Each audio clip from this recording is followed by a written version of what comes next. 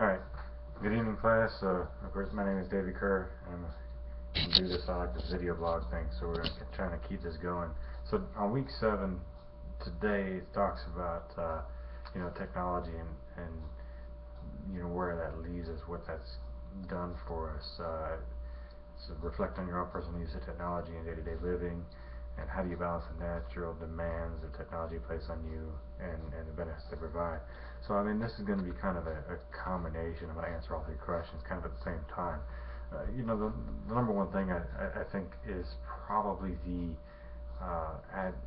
continual increase in keeping up with the Joneses aspect. I use technology today to do everything for me as far as like the brain. I mean, I'm having a lot of issues with, we call it chemo brain, because after all those chemicals get pumped in, it seems like my brain don't function, my memory doesn't function the same way, so I tend to forget things. When something has to happen and I have to take a note, I grab out what I call my brain. Just my smartphone, it's got my calendar on it, so I can remember all my dates. And all the doctors, oh, we'll print you something out. Okay, I'll forget where I put it. I put it right down in my brain. Notes, I put those right down in my brain. My daughter, of course, uses her phone. She plays games on it, and my wife plays games and talks to her family, no matter where we're at. And there's always something there for entertainment, all the apps and stuff we have. And of course we have apps for the bank and apps for everything else. But when you're sitting at your house and you're trying to upload a film or download a film or whatever it may be, and you talk about it with your friends or your family, and oh yeah, that only took me 10 seconds and it took you like 5 hours, you might want to put down the Commodore 128 and go with something else. Yeah, no, that's old.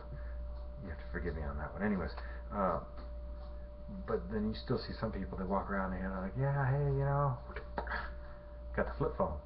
Well, flip phones are kind of done, You still see them from time to time, but they're not really out there. So I think that, with everything that we have in the world today, the technologies that we're going to, the technologies that are coming, the stuff that we know is here, we just can't afford it yet. I think these are all things that, are going to sincerely affect us. Seriously, excuse me, affect us. Of course, we use it, in education. We can go online, and I'm not talking physical like brick and mortar education. I'm talking about just general day-to-day education. We can go online and learn how to do things that have been a lost art for a lot of people. Making yogurt at the house. There's nothing better in this world than homemade yogurt. Just don't do it wrong.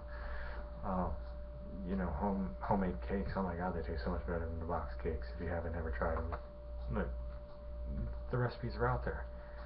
Painting, drawing, what have you. Everything is out there.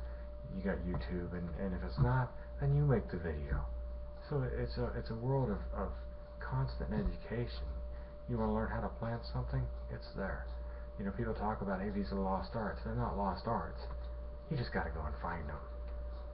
So that's my take on it in a nutshell, and we'll go with it.